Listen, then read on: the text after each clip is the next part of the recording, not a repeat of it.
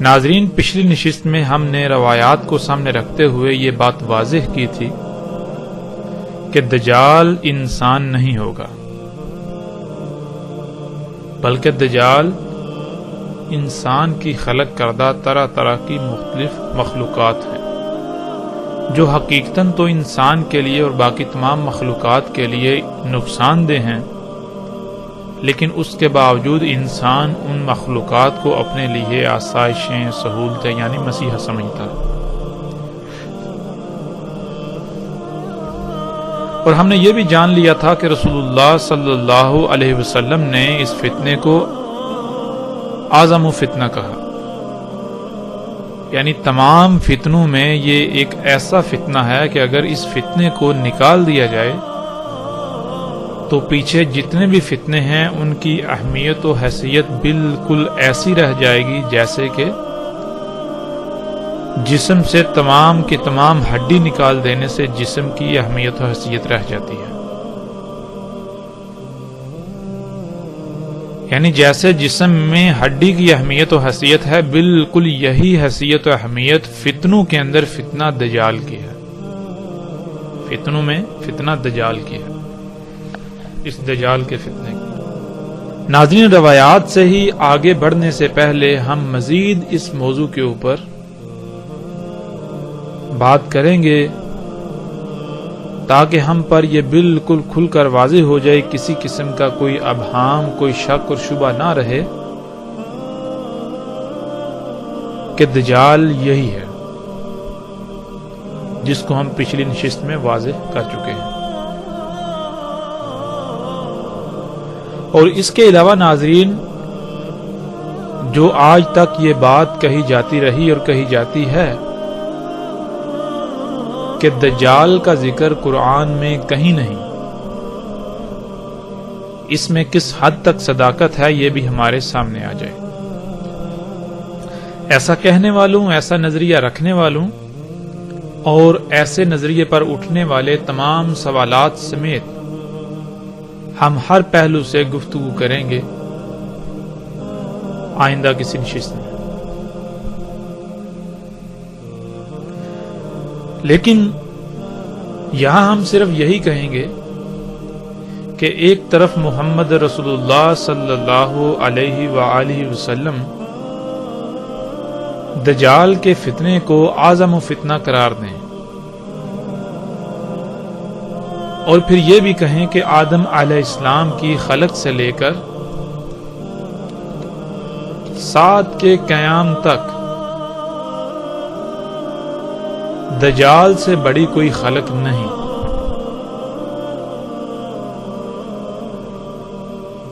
جیسا کہ ہم اس روایت میں دیکھ سکتے ہیں، رسول اللہ صلی اللہ علیہ وآلہ وسلم نے کہا، آدم علیہ السلام کی خلق سے لے کر سات کے قائم ہونے تک دجال سے بڑی کوئی خلق نہیں۔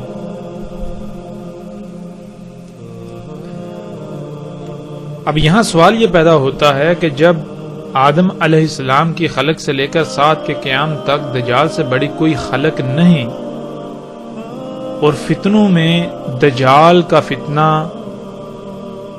وہ اہمیت و حیثیت رکھتا ہے جو اہمیت و حیثیت جسم کے اندر ہڈی کی ہوتی ہے، تو پھر یہ کیسے مان لیا جائے کہ اللہ سبحانہ و تعالی نے قرآن میں اس فتنے کا ذکر نہیں کیا؟ ہمیں یہ کہنے، ہمیں ایسا نظریہ رکھنے سے پہلے کئی بار سوچنا اور غور و فکر کرنا چاہیے تھا، جو کہ ہم نے نہیں کیا۔ تو ناظرین، اس نشست کا موضوع اور مقصد یہی ہے کہ ہم قرآن میں دیکھیں کیا آیا جو ہم نے بات کی، جو آج تک نظریہ پایا جاتا رہا کہ قرآن میں اللہ سبحانہ و تعالی نے دجال کے فتنے کا ذکر نہیں کیا، کیا یہ سچ ہے، اس میں حقیقت ہے؟ یا پھر ہمارے سمجھنے میں فرق ہے کہ اللہ سبحانہ و تعالیٰ نے قرآن میں دجال کے فتنے کا ذکر تو کیا، لیکن ہم اسے پہچان نہ پائے، ہم اسے جان نہ پائے، کیونکہ ہم نے غور و فکر نہیں کیا۔ تو اس موضوع پر آگے بڑھنے سے پہلے ہم اس روایت کو سامنے رکھتے ہیں جس کی روشنی میں ہم آگے بڑھیں گے۔ رسول اللہ صلی اللہ علیہ وسلم نے کہا، نہیں ہے کوئی بھی نبی مگر تحقیق کہ یعنی یہ ہو چکا، یہ ثابت شدہ ہے کہ ڈرایا اس نے اپنی امت کو موجود خطرے سے یعنی اس دجال سے، اور اس میں کچھ شک نہیں میں بھی تمہیں بالکل اسی طرح اس موجود خطرے سے ڈراتا ہوں۔ ناظرین، اس روایت میں جو الفاظ استعمال ہوئے ہیں ان میں ایک لفظ ہے حاضرہ۔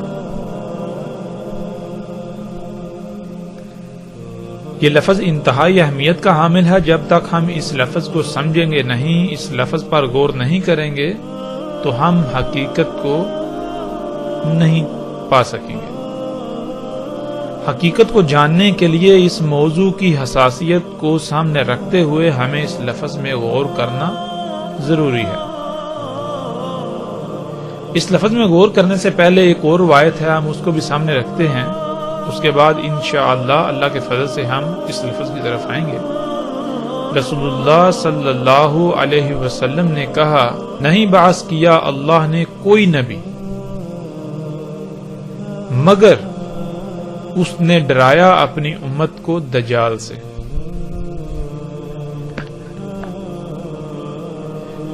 ان دونوں روایات میں ہم دیکھ سکتے ہیں، پہلی روایت میں لفظ حاضرہ استعمال ہوا ہے اور دوسری روایت میں لفظ انذر ناظرہ استعمال ہوا ہے۔ ناظرہ کہتے ہیں ایسا ممکنہ خطرہ جو قریب آ چکا ہے، اس سے پہلے ہی متنبہ کر دینے کو، اور حاضرہ کہتے ہیں ایسا خطرہ جو موجود ہے، جو موجود خطرہ اس سے ڈرانا، جیسا کہ ہم اس لفظ کو قرآن سے بھی سمجھ لیتے ہیں، اور اس آیت میں ہم دیکھ سکتے ہیں اللہ سبحانہ و تعالیٰ کہتے ہیں، یا جیسے گہرے بادلوں کا طوفان آئے آسمان سے، اس میں ہوں اندھیرے اور زوردار گرج اور چمکتی بجلی، کر لیتے ہیں اپنی انگلیوں کو اپنے کانوں میں اس کڑک سے موت کے ڈر سے۔ تو عربی میں ہم دیکھ سکتے ہیں جو الفاظ استعمال ہوئے ہیں وہ ہے حاضر الموت۔ تو اس آیت میں پیچھے ہم دیکھ سکتے ہیں اللہ سبحانہ و تعالیٰ جو مثال بیان کر رہے ہیں اس میں کیا ہے کہ اچانک جب انتہائی گہرے کالے بادل آ جاتے ہیں اور طوفان آ جاتا ہے، پھر ان میں زوردار جب گرج پیدا ہوتی ہے اور بجلی چمکتی ہے، تو اس وقت بالکل یہی احساس ہوتا ہے کہ ابھی موت آئی۔ تو وہ جو ڈر ہوتا ہے، کیا وہ ڈر مستقبل کا ہوتا ہے؟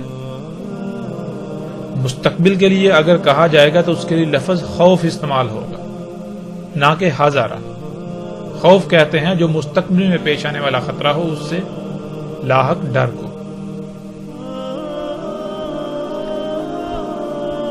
تو حاضرہ کہتے ہیں جو موجودہ خطرہ ہو، جو خطرہ سر پر موجود ہو، جو خطرہ سامنے ہو،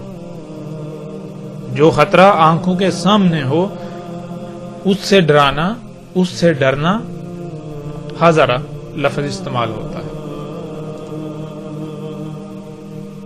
تو کوئی بھی نبی ایسا نہیں گزرا جس نے اپنی امت کو دجال سے نہ ڈرایا ہو۔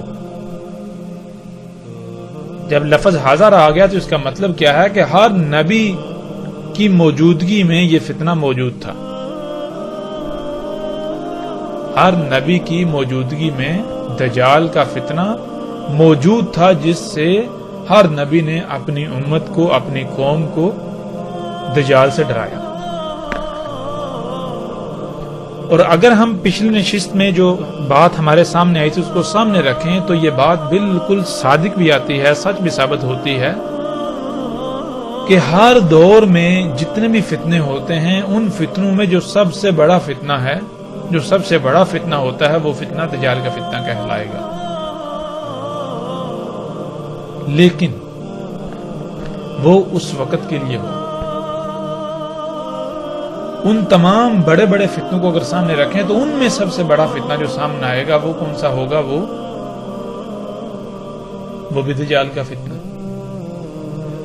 تو جس دجال کا رسول اللہ صلی اللہ علیہ وسلم ذکر کر رہے ہیں، اگر ہم نے اس کو سمجھنا ہے تو ہم آدم علیہ السلام کی تخلیق سے لے کر ساعت کے قیام تک تمام کے تمام بڑے بڑے فتنوں کو سامنے رکھیں، ہیں تو وہ سب کے سب دجال کے فتنے، لیکن ان میں وہ جو اعظم فتنہ ہے،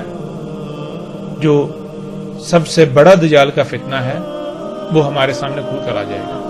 تو ناظرین، اب ہم نے قرآن سے یہ دیکھنا ہے کہ اللہ سبحانہ و تعالی نے جتنے بھی نبی بھیجے انہوں نے کیا دعوت دی اور کس شے سے اپنی قوم کو، اپنی امت کو ڈرایا۔ اور پھر ہم یہ بھی دیکھیں گے کہ محمد رسول اللہ صلی اللہ علیہ وسلم نے کس سے ڈرایا۔ جب ان سب نبیوں کے ڈرانے میں جو کامن، جو مشترک شے ہے وہ سامنے آ گئی تو اس کا مطلب ہے وہی دجال کا فتنہ ہے۔ تو اب ہم بڑھتے ہیں آگے قرآن کی طرف۔ قرآن میں اللہ سبحانہ و تعالیٰ کیا کہتے ہیں؟ اس میں کچھ شک نہیں، وحی کیا ہم نے تیری طرف بالکل اسی طرح جس طرح وحی کیا تھا ہم نے نوح کی طرف اور اس کے بعد جتنے بھی نبی ہیں ان کی طرف۔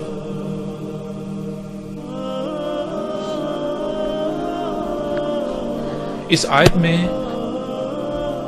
اللہ سبحانہ و تعالیٰ نے بالکل واضح کر دیا کہ جس طرح وحی نوح علیہ السلام اور ان کے بعد جتنے بھی نبی ہیں ان کی طرف کی گئی، بالکل اسی طرح تیری طرف وحی کی جا رہی ہے۔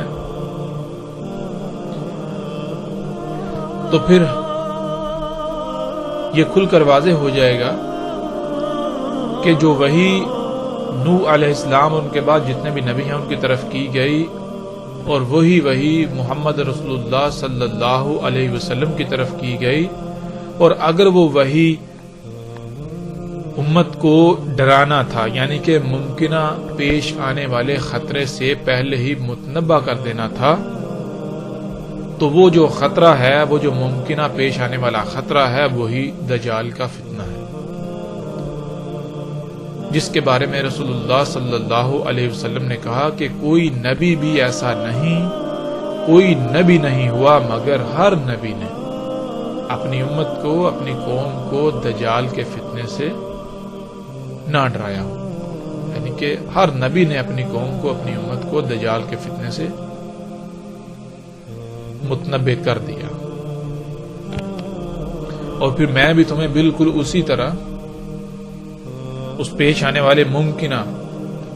خطرے سے متنبع کیے دیتا ہوں۔ اب ہم نے یہ دیکھنا ہے کہ اللہ سبحانہ و تعالیٰ قرآن میں اس وحی کا کس طرح ذکر کرتے ہیں، وہ کون سی وحی ہے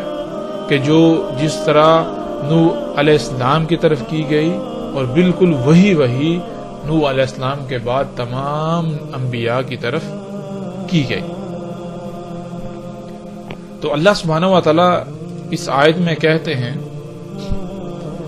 اس میں کچھ شک نہیں ہم نے بھیجا تجھے حق کے ساتھ بشارت دینے والا اور پیش آنے والے ممکنہ خطرے سے پہلے ہی متنبع کر دینے والا۔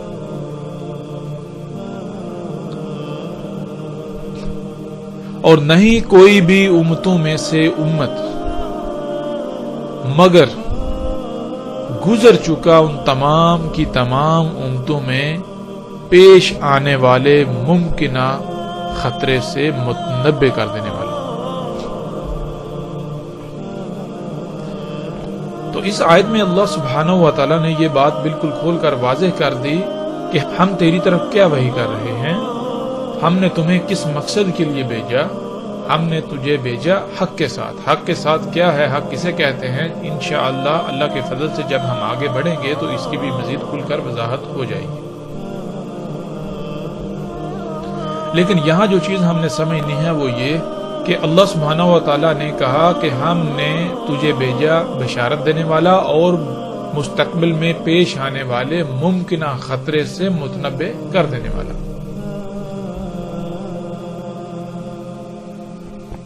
اور کون سا پیش آنے والا ممکنہ خطرہ؟ جو انسانوں کے اپنے ہی اعمال کے سبب قریب آ چکا ہے، جو انسانوں کے اپنے کیے ہوئے اعمال کا رد عمل ہے. اور پھر اللہ سبحانہ وتعالیٰ کہہ رہے ہیں کہ جتنی بھی امتیں پہلے گزر چکی، جتنی بھی، کوئی ایک بھی امت ایسی نہیں کہ جس میں تنبہ کرنے والا نہ گزر چکا ہو، یعنی گزر چکا ہے. تو اب ہم یہ دیکھتے ہیں کہ جب پچھلی تمام کی تمام امتوں میں ان امتوں کے اعمال کے سبب جو خطرہ ان کے سر پر آ چکا، جو خطرہ ان کو لاحق تھا، جب انہیں اس ممکنہ خطرے سے متنبع کرنے والا بھیجا، اس نے دعوت دی، تو کیا اس قوم نے،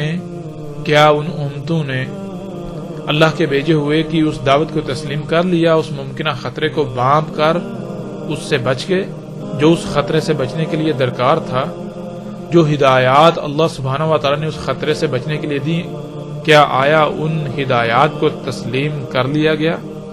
ان ہدایات کو تسلیم کر کے ان پر عمل کر لیا گیا اور اپنی سابقہ روش کو ترک کر دیا گیا؟ تو اس کا جواب بھی اللہ سبحانہ و تعالیٰ دے دیتے ہیں.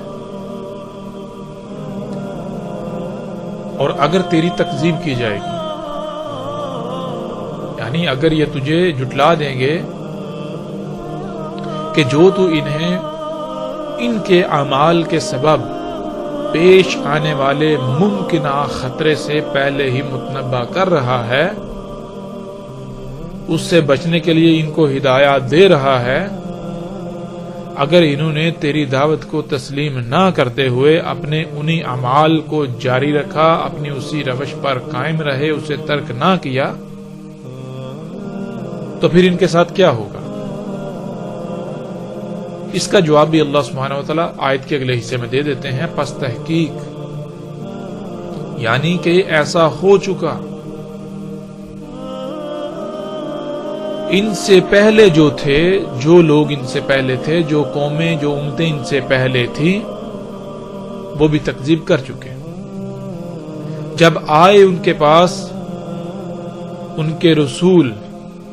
جب ان کے پاس آئے اللہ کے بھیجے ہوئے بینات کے ساتھ، بینات کہتے ہیں سب کچھ ہر لحاظ سے کھول کھول کر رکھ دینے والے، جب ان کے پاس آئے اللہ کے بھیجے ہوئے جنہوں نے ان قوموں کے، ان لوگوں کے اعمال کو کھول کھول کر رکھ دیا کہ جو کچھ تم کر رہے ہو یہ کیا ہے، ان کے نتائج کیا نکلنے والے ہیں، یہ تمہارے جو اعمال ہیں ان اعمال کے نتائج کیا نکلنے والے ہیں، ان اعمال کا رد عمل کیا ہے، وہ کتنا دور ہے. جب انہوں نے سب کچھ کھول کھول کر رکھ دیا کہ جس کو تم اصلاح کہہ رہے ہو، جس کو تم اپنے لیے آسانیاں، فائدے، آسائشیں کہہ رہے ہو، یہ اصلاح نہیں ہے، یہ آسانیاں، فائدے نہیں ہیں، یہ فساد ہے، یہ تمہارے لیے تباہی ہے. تمہارے ان اعمال کے سبب ایک بہت بڑا خطرہ جو تمہارے سر پر منڈلا رہا ہے، اگر تم نے اپنے انہی اعمال کو جاری رکھا تو وہ تمہیں آ لے گا. تو انہوں نے کیا کیا؟ انہوں نے ان کی اس دعوت کو تسلیم کرنے سے انکار کر دیا اور اپنی اسی روش کو برقرار رکھا. اور وہ آئے زبر کے ساتھ اور کتاب المنیر کے ساتھ. زبر کسے کہتے ہیں؟ زبر کہتے ہیں ٹکڑوں کو. جو اللہ کے بھیجے ہوئے تھے وہ کیا کرتے تھے کہ وہ اس وقت جو کچھ ہو رہا تھا، جو تباہیاں مچائی ہوئی تھی، جو فساد انسان کر رہے تھے، جو اعمال کر رہے تھے، ان کو کھول کھول کر رکھ دینے کے لیے وہ کچھ نہ کچھ لکھ کر سامنے لے آتے تھے، وہ ٹکڑوں کی صورت میں سامنے لاتے رہتے تھے. اور کتاب المنیر، اور وہ جو ان کے ٹکڑے تھے وہ کیا تھے؟ وہ کتاب منیر تھی. وہ ایسی کتاب، وہ ایسا کتب ہوا تھا جو بالکل روشن کر دینے والا تھا، سب کچھ واضح کر دینے والا تھا۔ تو اب یہاں یہ سوال پیدا ہوتا ہے کہ کیا ان قوموں نے، ان امتوں نے اللہ کے بھیجے ہوں کی دعوت کو تسلیم کر لیا، مان لیا، اور اپنے ان اعمال کو ترک کر دیا جن اعمال کے سبب ایک خطرہ جو ہے پیش آنے والا، ممکنہ خطرہ جو ان کے سر پر آ چکا ہوا تھا، جس سے انہیں متنبہ کیا جا رہا تھا۔ تو اس کا جواب بھی اللہ سبحانہ و تعالیٰ نے اسی آیت میں دے دیا۔ اللہ سبحانہ و تعالیٰ نے پہلے ہی کہہ دیا کہ اگر یہ تیری تکذیب کریں گے، یہ تیری دعوت کو تسلیم نہیں کریں گے، جو تو انہیں کہہ رہا ہے یہ نہیں مانیں گے، یہ کہیں گے کہ ہم فساد میں اصلاح ہی کر رہے ہیں، ہم جو کچھ کریں یہ آسانیاں، سہولتیں، فائدے ہیں، یہ کوئی خطرہ ان سے نہیں ہے ہمیں، تو پھر ایسا ان سے پہلے ہو چکا، ان سے پہلے جو قومیں تھیں، ان سے پہلے جو امتیں تھیں جن میں مستقبل میں پیش آنے والے ممکنہ خطرے سے متنبہ کرنے والے تھے، وہ گزر چکے، تو وہ بھی ایسا کر چکے، وہ تکذیب کر چکے۔ جب وہ تکذیب کر چکے، انہوں نے اللہ کے بھیجے ہوں کی دعوت کو تسلیم نہ کیا، اپنے اعمال کو ترک نہ کیا، تو کیا پھر ان کے اعمال کے سبب جو ان کے اعمال کا رد عمل تھا، ان کے اعمال کا رد عمل کا جو پیش آنے والا ممکنہ خطرہ تھا، کیا اس نے انہیں آ لیا؟ تو اس کا جواب بھی اللہ سبحانہ و تعالیٰ آگے کھل کر دے دیتے ہیں۔ اللہ سبحانہ و تعالیٰ کہتے ہیں پھر آ پکڑا ان کو جنہوں نے کفر کیا، یعنی کہ جن لوگوں نے تکذیب کی، جن قوموں نے تکذیب کی، پھر ان کی تکذیب کا نتیجہ بھی انہوں نے دیکھ لیا، ان کے اعمال کے سبب پیش آنے والے ممکنہ خطرے سے متنبہ کیا جا رہا تھا، جب وہ متنبہ نہ ہوئے، جب انہوں نے اس دعوت کو تسلیم نہ کیا، تکذیب ہی کی، تو پھر کیا ہوا؟ پھر اس پیش آنے والے ممکنہ خطرے نے انہیں آ پکڑا لی۔ پھر اس آیت میں آگے اللہ سبحانہ وتعالیٰ کہتے ہیں پس کیسا تھا ان کی اس تکذیب کے سبب ان کا پکڑا جانا، ان پر جو پکڑ آئی وہ کیسی تھی؟ تو یہاں تک یہ بات کھل کر واضح ہو جاتی ہے کہ اللہ سبحانہ وتعالیٰ نے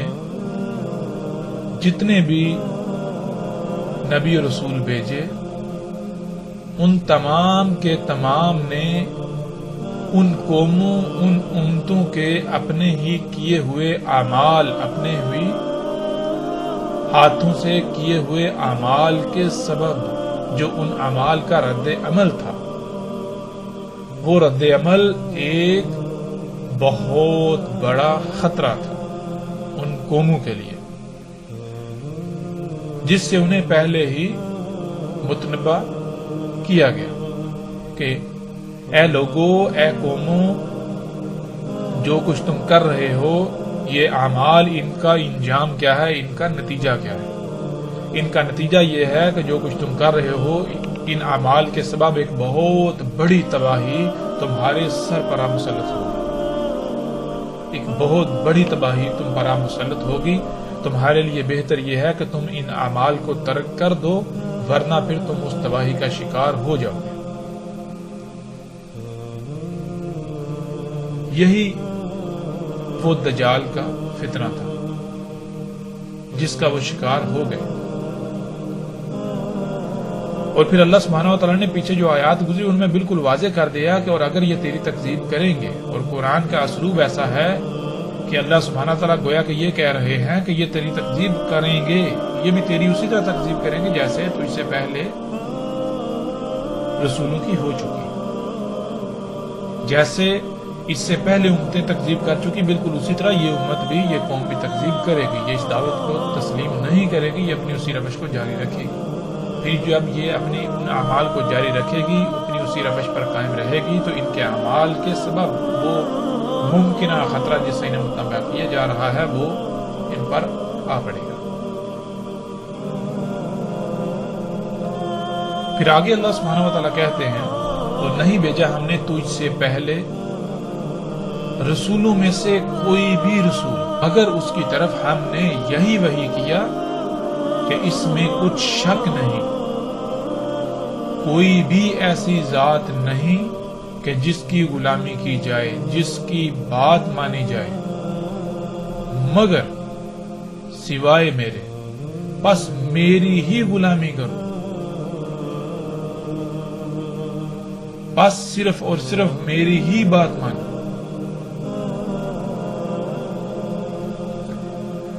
یہ آیت الحمدللہ مزید بہت ساری باتیں کھل کر واضح کر دیتی ہے. وہ کون سے اعمال تھے جن اعمال کے سبب ممکنہ پیش آنے والے خطرے سے متنبہ کیا جا رہا تھا. جب وہ قومیں متنبہ نہ ہوئی تو پھر اس کا شکار ہو گئیں. اس کی وجہ کیا تھی؟ اس کی وجہ یہ تھی کہ اللہ سبحانہ و تعالیٰ کہتے ہیں کہ تجھ سے پہلے کوئی رسول نہیں بھیجا، کوئی بھی ایسا بھیجا ہوا نہیں، مگر یعنی کہ جتنے بھی رسول بھیجے گئے ہر رسول کی طرف اللہ نے اپنے ہر بھیجے ہوئے کی طرف یہی وحی کیا کہ اپنی قوم سے کہو، ان لوگوں سے کہو، اپنی امت سے کہو کہ اس میں کچھ شک نہیں، اللہ کے علاوہ کوئی الہ نہیں. الہ کہتے ہیں ایسی ذات کو جس کی بات مانی جائے، جس کی غلامی کی جائے، جس کے پیچھے چلا جائے، جس کی مرضی سے رائے برابر بھی عمل کرنا. تو کوئی بھی اللہ کے علاوہ ایسی ذات نہیں ہے جس کی مرضی، جس کے حکم سے رائے برابر بھی عمل کیا جائے. اگر تم نے کوئی رائے برابر بھی عمل کرنا ہے تو وہ صرف اور صرف اللہ ہی کے حکم کے مطابق کرنا ہے، اللہ ہی کی مرضی سے کرنا ہے.